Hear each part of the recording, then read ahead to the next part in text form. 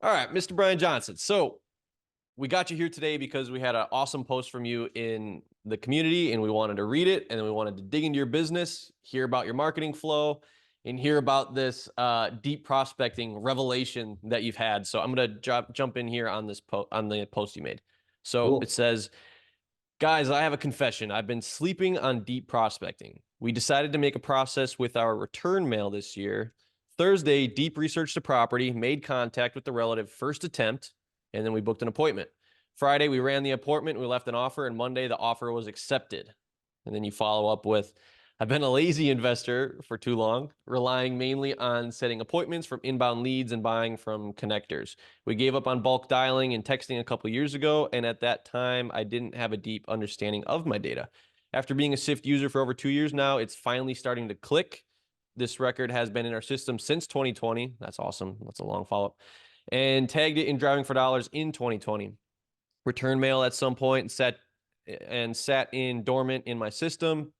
Brought in a new first to market data set that brought new attention to my prospect. I just started this return mail process last week and already have a contract. So just give me a little rundown. What was that like? This deep prospecting. What's Yeah. been going on? Well, I'll add to that. We just closed on that property this week, so no profit to post yet. We're going to do a wholesale on it, I think. So, Sweet. um, I don't know when I made that post, but after a week of starting that process, 30 days later, we got a deal closed already. So, um, yeah, I mean, it pretty much explained it there. Like I said, at the beginning of the year, we were trying to just land on like what's our data set, what's our niche, like we want to really just start with this is what we're going to build on. Once we Sure. master this, we're going to move on to something else. So that data set, I call it pre-probate inherited. So a lot of the data I've been bringing in the past has just been list I built off PropStream. We were buying probate data for a while. And I just, ever since I joined our guys Sift, I've been racking my brain how to get that fresh first to market data from the county. Sure. Where I'm at, St. Louis, Missouri, it's not as easy as just going on our county assessor site and downloading a list. It's very labor intensive. And, unless I have a couple VAs working for me, which we Yep. don't, um, it's a process. It's mind numbing. So after trying to figure that out after a while, I'm like, you know what? I'm just going to bite the bullet. I'm going to find a really good source for this data, and I'm just going to pay for it. Mm-hmm. And after weighing the cost of like what it would take for a VA to do that for me full time and just buying the data, it's not that much more expensive. Oh, cool. And like I said, I'm a lazy investor. I just want to market. I want to go meet with sellers and close deals. I'm Yeah. not a techie data nerd, and a lot of this stuff just goes straight over my head. So Yeah. at the beginning of the year, we started with that, brought in the data.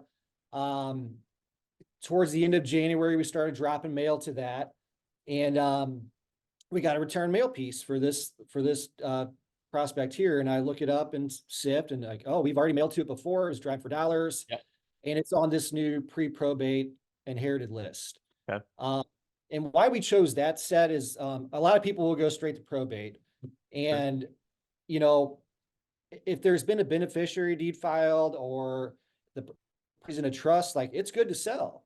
It doesn't have to go to probate. So you might be missing on those people that have already sold the property before it ever got to probate. So my thinking was, if we're getting in the data provided for that list told me 60% of these people on this list will sell in the next 2 years. I Okay. like those odds. So Yeah. if I'm catching them at the beginning of the process and we're touching on them and mailing them and trying to call them, contacting the relatives, if it ever does get to probate, which is a process, could months or years, we should already know Mm-hmm. who we are. We've already been in contact with them. Sure. So this lead here that I posted about, we got the return mail. We went to our state site. We found the probate case. And in that probate letter, it's got the PR right there. Okay. So that data list I get also gives us any known relatives or spouses. And Okay. that record there didn't have anybody. So it was a blank record. Okay. So if I would have gone to the state site and done that deep research, I probably wouldn't have found the guy. Mm-hmm. So, okay, this is the guy we need to contact. My business partner, he's a licensed real estate agent, and we just recently discovered an app that he's had access to and we didn't know about. It's called Forewarn, but Hey, yeah. it's skip tracing, and Hmm. it's some of the best data that correct numbers. And I'm pretty sure it's similar to IDI data, which I've Hmm. used in the past, and that's always been top tier. Yeah, Um, but we looked him up in Forewarn, got his number right away, got a hold of him like the first contact, and booked an appointment. And yeah, the rest is history. I mean, that record that we got a hold of, the gentleman, he lost his mother a couple years ago. okay. He was toying around with fixing up the property, and I don't know, we just got a hold of him at the right day. He was actually over at the house and going through stuff, and he just said, you know what, I'm ready to move on and get rid of it, you know. Perfect. Um, so I call that a lay down deal. I mean, when they're ready to go and we can get under contract right away. My experience with cold calling, that's not always the case. A lot of times with cold calling, it's going to be a long-term follow-up that, you know, we're going to put that lead in our system and keep touching on them, and eventually it will convert, you know. That's Okay. just been my experience with cold calling leads. Um, so yeah, that's pretty much how it worked out and why we decided to, um, you know, like I said, I mean, our bread and butter has always been direct mail. I'm always going to do it, but we were Okay. missing out on so much opportunity for those records that aren't getting our mail pieces, you know? So, Yep. um, by, and that's what we decided to start with our deep prospecting. Let's just focus on the return mail that we're getting back. There's Okay. got to be gold in there, you know? So, Sure. Okay, so I got a few questions that I picked up while listening. yeah. Um, so you're just to reiterate, you're targeting pre-probate inherited. Your bread and butter is direct mail, but you wanted to develop your deep prospecting around the stuff you didn't get through direct mail. I don't know if you still are doing first to market in St. Louis. You did say it was not easy to get the data, but you found there was some kind of difficult ways to get it. And then you mentioned um, you went to a data provider. It was a little bit expensive, you felt like. And then as your process developed, you realized it really wasn't all that expensive anyways. But the thing that got me was that you said you're a lazy investor. And I think that's an advantage because I can't remember who it was. They said something like lazy people are actually typically your smartest people because they find the ways to make things simpler and easier. So, um, what I like about that is you said also you don't feel like you're a techie data guy, but then that's the power of Sift in your business for you. It's kind of doing that Yep. stuff for you. So then all that to say, did you end up ever following through with the first to market method, or what is your marketing flow? I mean, I'm get our first to March data with this list, you know. So as those return mails come back in, we're going to start, you know, deprospecting those. Of that list, if it's a vague property or a vague mailing address, that's never going to get our mail piece. We're going to start calling those people as well. So um, Gotcha. consider that our first to market. In the past, what I thought was first to market, we did a lot of driving for dollars, and we'd bring that data in and start, you know, calling and texting those people. Is it first to market? I mean, to us, because it's a new, but a life event didn't happen Yeah. where, you know, it's probate or Mhm. divorce or whatever. Um, so yeah, like I said, in my market, it can be done. It's just Sure. very labor intensive, Okay. and just, you know, we've had people working on our team before. The past year, it's just been my partner and myself. So we just realized we got to do the best with the time that we got and make Yeah. the most out of it. So Okay, so I am really curious about how you guys are doing your flow. So let's hop into your account and just kind of show us, like, when data comes in to the time it gets extracted as a deal, what's that process look like? You can right. show your SIF line if you want to show some filter presets you're using, or, your records page, whatever you want to do to show us. Just do what you got to do. All All righty, right. so we are in Brian's special account here. Let's dive in, kind of just show us how data comes in and comes out as a deal. All right, cool, man. Yeah, so we've got close to 135,000 records in here at this point. I'm just going to show you what we've been talking about with the pre-probate. So I've got a filter for return mail here, and we are looking at return mail, pre-probate, inherited. All right, so only 27 records right now,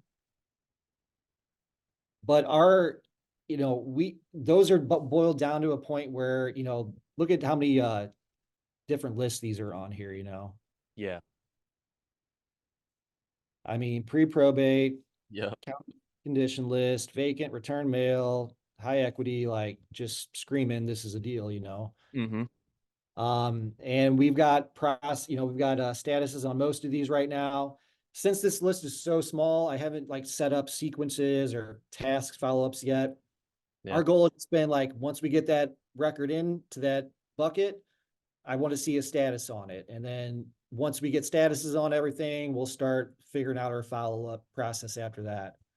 But Got it. that's just been my easiest way. Like, all right, I'm going to prospect. I got an hour. I'm going to hit my return mail on the Mm-hmm. list that we've primarily been mailing, and I'm going to start hitting them here. So let me see if I can find the record um, that we were showcasing here. So statuses. So we just closed them. All right, so this is the house we were showcasing here, 3608 Gordon Avenue. I just closed on the property, so I don't care showing the address here. But we weren't really contacting them here because like our process before, once it was return mail, it was just kind of like, okay, well, we're not going to mail them anymore, and we weren't doing bulk calling and texting, so it was just kind of sitting in here for the last couple of years. But vacant house, and once we brought it in on that pre-probate inheritance list, I'm like, okay, well, now I'm going to focus on this record again. Oh, it's return mail. I can't mail them. Who am I going to Mm-hmm. call? Did the deep research and found the power of attorney or the PR. And like I said, first, I don't know if it showed in here, first call, we got a hold of them. So it became a lead on 125, and we just closed it Monday. So Awesome. but I mean, as far as my process, man, it's not overly complicated. I've got my buckets for my mail Okay. and the buckets for the people we're going to try to hit. So like return mail flows number one right now. We've got the pre-probates, deceased, vacants, double vacants, and then our deep prospectings. Okay. Beyond that, if we get caught up on all that, the next one we're just hitting right now is the vacant niche. And we might just say, okay, I want to find my top 5 zip codes that we're trying to buy a house in right now, and I'm seeing all the vacant properties in there, that were on the return mail. But other than that, man, it's not that complicated. Like I said, I've been building out my direct mail flow. In the Mm-hmm. past, before this year, I just been doing everything by tags, and I had to, make sure I got tags on everything. This has been easier because, I'll set up my all my filters, and it's saved in here now. So like if I go back to it, I'm like, okay, how did I build that list that I mailed to, Sure. it's right there. Um, so I've got my niche bucket and my bulk bucket. So Yeah. our What's your bulk bulk data, bucket? yeah, I mean, we tried something data from a couple of different sources. One's using a AI score that I don't know how accurate it is. It's still new, but we're trying it out. And another one is county condition. We actually upgraded with Deal Machine. They had this new release, and I'm like, okay, let's try that out. If the county's doing their job and they're recognizing it's a dilapidated property, then okay, well, it should be in our drive for dollars, or we just didn't drive down that street. Mm-hmm. Uh, so that's kind of our bulk mixed in with our past driving for dollars and tired landlords, and just kind of all jumbled together. And you know, we've been kind of doing things this year. So like every month I'll pick 5 zip codes and get as many records onto that for the bulk. And then the next month I'll pick the next 5 zip codes. And I'm kind of just rotating around our metro area. So on that 4th month, I'll come back around to that, and that's going to be our second hit on that record. So then when you do pull those 5 zip codes, let's just say you pulled your brand new 5 zip codes, that's what's your highest, like, that's where the most data comes in at one time before it starts hitting your deep prospecting and your direct mail flow that you're working out. So that's like when it's the top, like the freshest. Yeah, well, not necessarily. I mean, so like the bulk data, we might have already mailed these people multiple times, it's Okay. just our highest targeted prospects and the zip codes that we like. Okay. Okay. And then the niche data we're pulling in is pretty much everywhere. But that's a much smaller list. So we're doing each monthly. So There it I'm is. doing Okay. bulk drop and then my niche drop. And we're trying to figure out with our niche, since it's a smaller list, like, do we want to hit that more aggressive? Sure. Maybe a couple times a month or monthly. Got it. Uh, so yeah, that's pretty much it. So, but I mean, I wish I could show you this is built out more and sophisticated, man. Hey. But you know, the biggest advantage of this is it's compared to other CRMs in the past, it brings a light on my data that I never would have had in Podio or whatever else I was using before. Um, if if I know I got a whale buyer coming in town that's looking to scoop up 100 properties, Yeah. I can, okay, what are my records I've been working in these zip codes they like. Um, if we just flipped a house in a neighborhood, I want to, hey, that went great. I want to find another one on that street. I'm going to pull up that zip code and niche it down, and I'm going to hit all those people. So, um, other than that, though, I mean, I've used CRMs in the past where, you know, it, there were so many features that weren't necessary that we never used, like all these autoresponders and mailer campaigns and everything. Hmm. This just really simplified things for us where, all right, let's follow up with our leads. Let's follow our tasks. We built out presets for that and everything. Tyler helped me out with that a while ago. Let me see if I can. Awesome. I mean, the only thing is like this is like there can be some human error if you forget to set your task. Hmm. It could just get lost. But if we set up buckets in your presets for your lead management, it should still hang out in there. Yeah. Uh,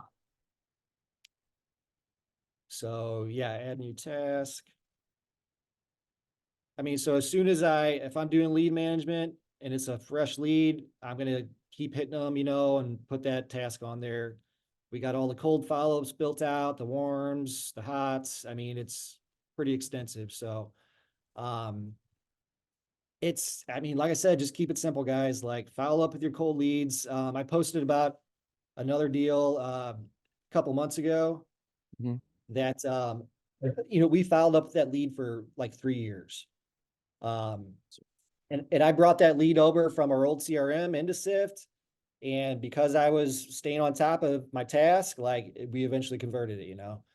Um, I mean, I think a lot of people want to look at the first to market and say, okay, well, first to market means like I'm going to get a deal right away. Like, Hmm. no, like you got to just focus on filling up your pipeline, Yep. planting those seeds. You never know when it's going to convert. Like, yeah, you want the hot lay down deals. You need to depend on those for your business, but it's the ones that come out of nowhere, that come out of the woodwork 6 months, a year from now, that I want to fill up my pipeline now. So Q3, Q4, we're Yeah. closing more of these deals in the slower times of the year. Yeah. And see, I'm a gardener. So when you say stuff like that, to me, I relate that to successional planting.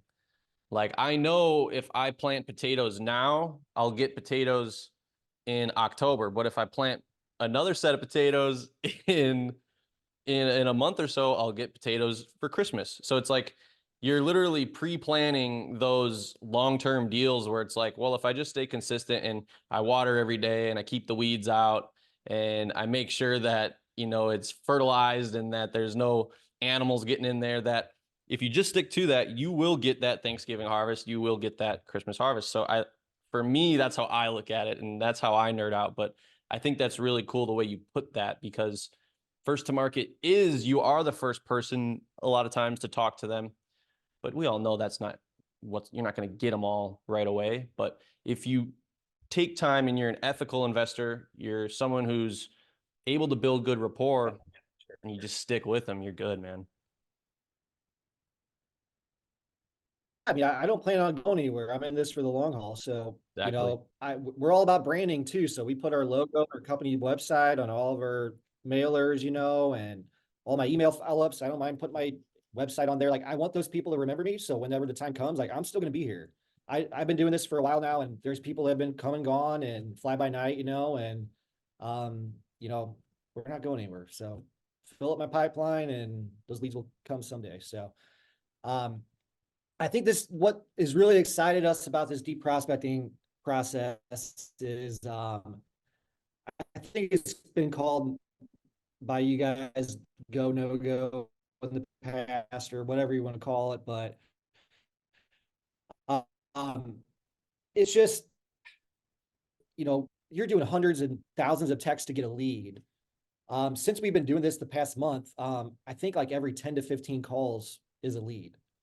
That first deal we got, I think it took me 50 calls, to get that deal.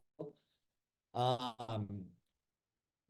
with the bulk dialing, you're just plugging into a system and you're just zoning out and you don't know who you're dialing. I mean, yeah, the deep research does take a little more time, but it's, if you know where to go and like who to look for, so what if you spend 5-10 minutes on each prospect? I mean, if you got your niche boiled down to like, all right, I got 100 prospects here, one of them is going to sell me their house. It's worth the extra time to go into it, Yeah. That's perfect, man. That's exactly it. I think that's all I need, man. That's all I had. In terms of support, if you had to reach out to the support chat at all, if you had to talk to them ladies? Yeah, I have several times. They've always been very helpful. I just reached out yesterday because I had a question about my direct mail campaign. So that's open right now. So yeah, I mean, once I got into Sift, like it was pretty overwhelming. Like without all the support from the staff and the videos from Tyler, I've had several one-on-one sessions with Tyler where he just did it out of the goodness of his heart, and it's really helped us out. So you're not going to get that from a lot of other systems that are out there. I know from experience. So